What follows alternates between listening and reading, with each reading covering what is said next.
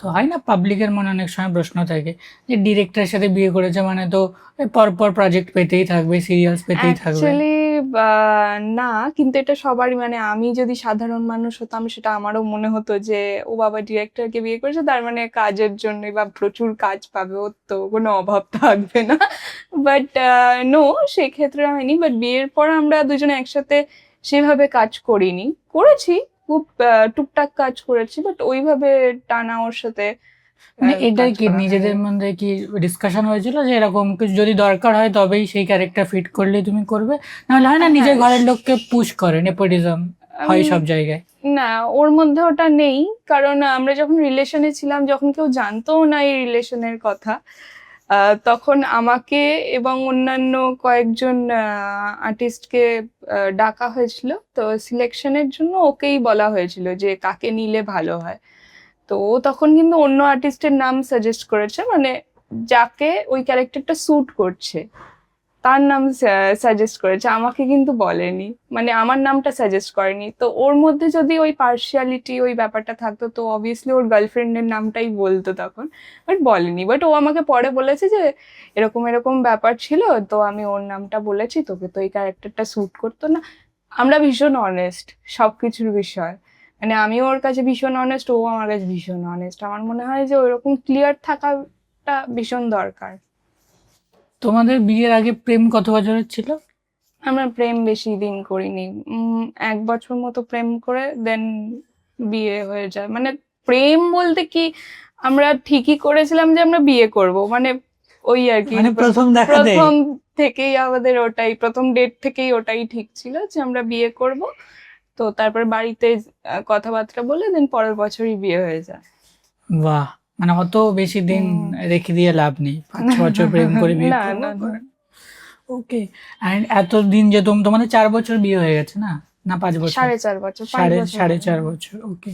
So এই যে তোমাদের এতদিনের জার্নি, 4.5 বছরের বিবাহিত জীবন, তো ইন্ডাস্ট্রিতে হয় না অনেকের আজকে বিয়ে হচ্ছে কালকে ডিভোর্স হচ্ছে, আর সাধারণ মানুষের তো এটা মনেই হয় এ বাবা আজকে বিয়ে করছে দেখো কালকে একটা নিউজ বেরোবে, অনেক কিছু চলতে থাকে। আর যেহেতু তোমরা ক্যামেরার সামনে থাকো, যেহেতু তুমি অলরেডি একটা সাকসেসফুল ম্যারেজ লাইফ লিড করছো, আমি চাই হোপফুলি অলওয়েজ তোমরা এরকম খুব মিলেমিশে হাসি খুশি থাকো।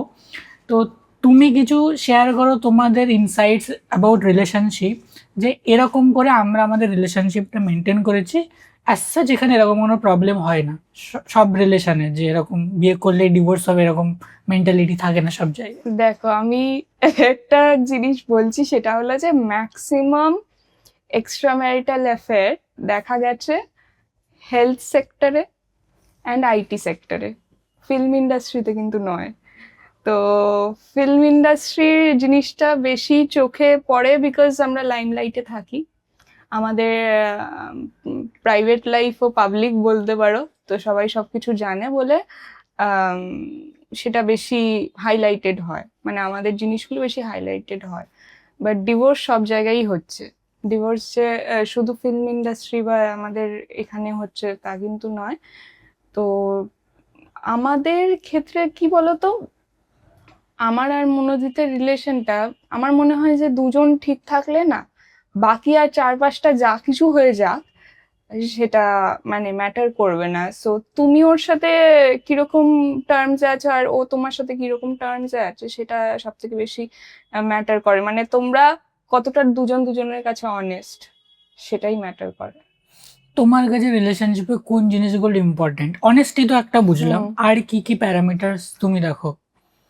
প্যারেন্টাস বলতে ট্রান্সপারেন্সি ভীষণ রয়েছে আমাদের মধ্যে, মানে আমার যা কিছু হয় আহ, সেটা আমি ওকে আপডেট দিই, ওরও যা কিছু হয় ছোট ছোট জিনিস সেগুলো ও আমাকে আপডেট দেয়। অনেস্টি একটা আলাদা জিনিস যে আমি সত্যি কথা বলছি, আর ট্রান্সপারেন্সি হলো সে সবকিছু শেয়ার করা হচ্ছে, ও আমাকে সবকিছু শেয়ার করছে, আমি ওকে সবকিছু শেয়ার করছি। তো এটাও একটা জিনিস। আরেকটা জিনিস হলো যে তোমাদের বন্ডিংটা, মানে একটা হেলদি বন্ডিং হতে হবে, মানে ফ্রেন্ডশিপের মতো, যেটা সারা জীবন থাকবে। ওটা কোনোদিন চেঞ্জ হয় না বাট কিন্তু। একটা রিলেশনে সবসময় তো আর ভালো ফেস থাকে না, ঝগড়া ঝামেলাও হয়। সো তখন তোমরা কিভাবে সেটাকে ম্যানেজ করো? আমাদের সেভাবে ঝগড়া ঝামেলা হয় না। খারাপ ফেজ ডেফিনেটলি থাকে, যে ও কিছুদিন ডাউন আছে বা আমি কিছুদিন হয়তো ডাউন আছি, সেই সময় যে অপরজন থাকে সে মানে সামলায়, মানে ধরো ও ডাউন আছে আমি সামলাচ্ছি, আমি ডাউন আছি ও সামলাচ্ছে, তো এইভাবেই আমরা খারাপ ফেজ গুলো কাটিয়ে এসেছি।